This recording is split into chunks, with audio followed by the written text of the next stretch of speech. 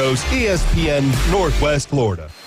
You found us inside the CBC Construction Studios. Now back to the Afternoon Underdogs. But I wonder how much time he really kind of put into the playbook. Where it's halftime all the time. He may be the cream of this crop of quarterbacks. The Afternoon Underdogs. Well, they got to do something here, but otherwise this is just going to be another lost season. ESPN Northwest Florida. We're back in the doghouse for the final segment of the afternoon. I'm David Hayes along with Adam Goff and Morgan Hilliard. This is the Afternoon Underdogs. You can call or text us on the Red 7T's phone line. Shout out to CBC Construction, the sponsor of our studios here. You can visit their website at cbcconstruction.com. All right, Morgan, I know we don't have a lot of time here, and we end up just finding a way to kill time on this show perfectly weekend, day in and day out. But Morgan, go ahead and tell us what we're going to do next before we talk about Gage Wood. Beautiful. We are going to pick tonight's game against Arkansas and LSU. We're getting another little good rematch, battle of the SEC once again. And then we are going to do an overall World Series winner for the entire weekend, since it's going to pass before I come back next Wednesday, and we'll talk about it all over again, of course. But let's do tonight's game. AG, who do you have winning tonight? LSU. Okay. I think Arkansas's pitching is great, but LSU has something clicking right now, and I think LSU takes them. All right. I am going to go with, I honestly, my mind is saying LSU, my heart's saying Arkansas, which means I should probably go with LSU right here. But I can also pull a double whammy and say I've got Arkansas to win tonight's game and LSU to win the series, and, cover myself in both ways. I'm going to take the Razorbacks tonight to pull a little bit of magic out of their tail and play another game against LSU. I'm going to go LSU tonight, and then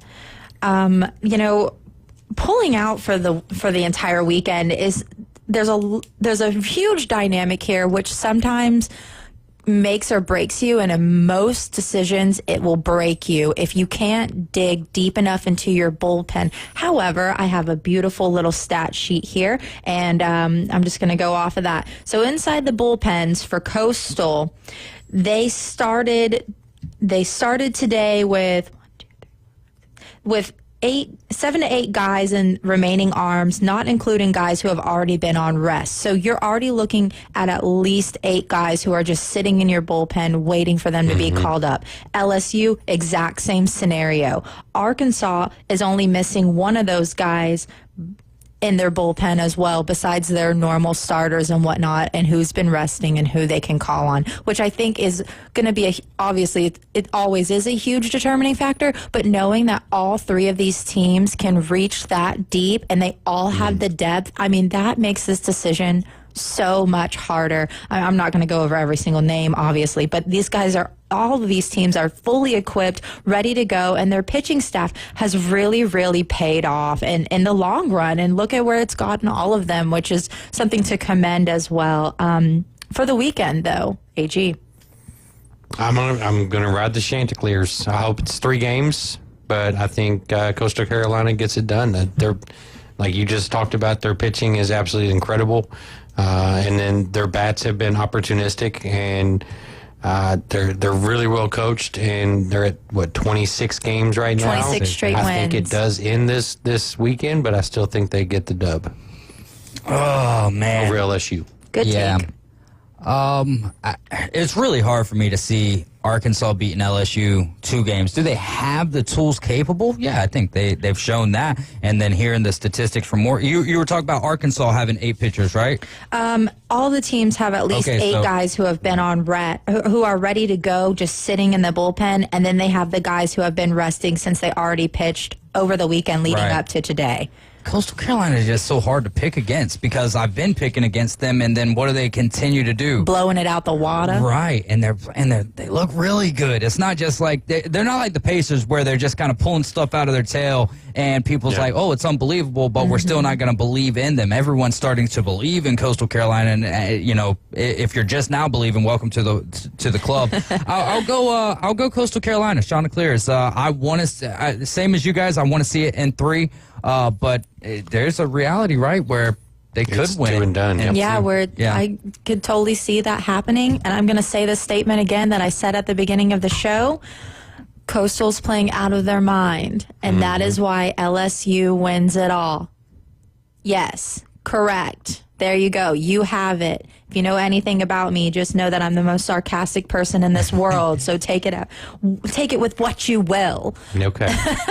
I'm really excited for the weekend game. And again, Carla, I'm probably going to be texting AG all weekend because I can't stop talking ball with him. I just can't do it. I don't have it in me because I love Wednesday because I get to nerd out with you guys, especially my favorite topic of all time. Like in my regular life, there's no one who, that I see every day almost, that I get to like fill with That all my shares the nerddom. yes, Yeah. and I like get to fill with all my random sports knowledge. And on the weekend, I plan my entire day around watching games. Like I will be at the pool with my speaker playing the audio and ESPN playing on my phone. And every now and then there's just a little bit of cloud coverage where I can see the games. I know Dave has seen it because he's come to the pool with me a couple of times, but it's literally me just watching the games at the pool, chilling by myself most of the time. But I plan like my weekends around all the games. So I Lonely nerd out there. really am. The people at the pool are probably like, oh God, she's back. We're going to have to listen to the radio call. Sorry, I can't stop being this way and I'll never stop. Anyways, it's going to be good. I can't wait to come back and recap it all with you guys next Wednesday. Have one more fun little stat if you want it. Yes. Yes, absolutely. So I was watching, we've all been watching baseball the entire season. But what do you think of all the outreach? I know. But today, this question has really been on my mind. And today I could not get it out of my head, so I had to Google it. They throw a lot of balls away to the fans and whatnot, when they make a critical out or if there's a foul, whatever. And how many balls go foul, every at least half an inning. How many balls do you think they go I through love this. in a regular game? I'll go 88 and a half. Well, that's a gambling number. 88. Go 135. Ooh, you guys are batting way too high. Really? So Yeah, it's like you closer are. to 47? So that's a little low. So in a typical game in the CWS, you're looking anywhere around 60 to 65 balls in a single game. And then I was like, well, what happens in a regular season game? So I looked up the regular season game because that's just who I am. And it's about the same number depending on your home runs, fouls, XYZ, whatever. So can you imagine you've got guys who are taking like 2 whole days, it's probably a team of people, and it probably takes max 2 days to mud up at least 70 or more balls just to be on the safe side. And each team in the CWS gets 12 dozen practice balls besides the balls that they already bring with them. Right. I just can't imagine taking all that time to mud. Yeah. That's a lot of time. Have you ever seen the story of where that mud comes from? Oh, no, not where the mud comes from. So no. Rawlings has a contract with this guy, and I want to say he's in the Mississippi River Basin. Okay. And there's a section of this riverbed that this mud comes from. And I didn't know it was like a specified location. No, That's yeah, it is. crazy. It is. And He's so just he digging takes this mud and he basically jars it, and then he, gets it dried out or whatever, and then he jars it up and then he sells it to Rawlings. Oh, that's crazy. I guess it's talk his about a property hustle. or something. Yeah. So, but he's been doing it I guess him and his family have been doing it for decades. That's Honey, I'm on a gold incredible. mine. We got some oil out here. That's MLB balls or whatever. So they have the Okay. contract with Rawlings to do that. But no, there's an actual mud where it comes from, this one section of earth. I'm going to have to find out where NCAA sources their balls from because I got to know. Because they have to do Are the. they diamond? I'm not sure. I'm not sure. They do the same thing with footballs, like, there's a team of dedicated guys who have to mud up so many balls for football games as well, and I'm sure other sports do it. I don't know how many. Tom Brady used to do it really well. Rawlings does college baseball's balls as well. Oh, there you go. Oh, okay. So it's probably the same guy. Like that is, and thinking about it as well, just like in construction, if you're doing like trim and whatnot, that's got to be some kind of art, and it takes a little bit of time to learn. I mean, I know there's machines that do it too, but you're assigning people to do that's just an astronomical number to me. 60 to 65 balls, and yes, Caveman Rick, you were very close with your guess of 63. There you go. What about for Major League Baseball? I didn't look up the MLB I got the one. number. Oh, good. I'm Go asking ahead. you to guess. I'm gonna stick with my 135. I think it's that high because they just sometimes they get a ball and they don't even like it and they just toss it away. Yeah, Jackson Appel mentioned. I'm gonna go somewhere around 90 to 100. Yeah, I mean, that's almost spot on right there. 96 to 120. Hello. So there you Okay. go. That's where my 88 number, I guess, was. I was trying to play Major League Baseball with them. We've got a minute and 20 seconds. You got anything else, Morgan?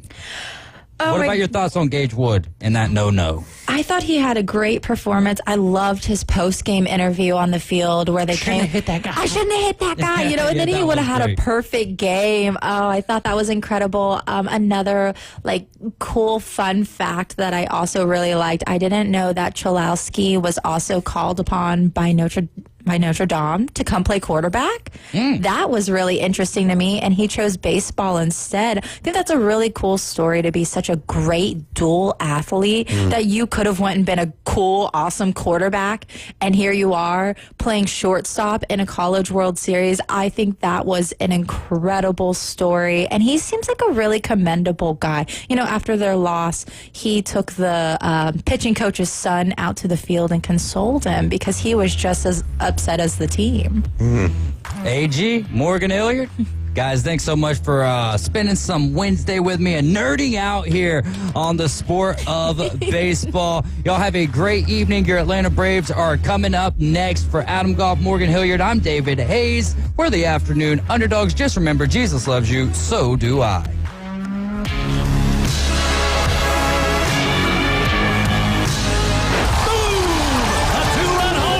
The Atlanta Braves are back. Here comes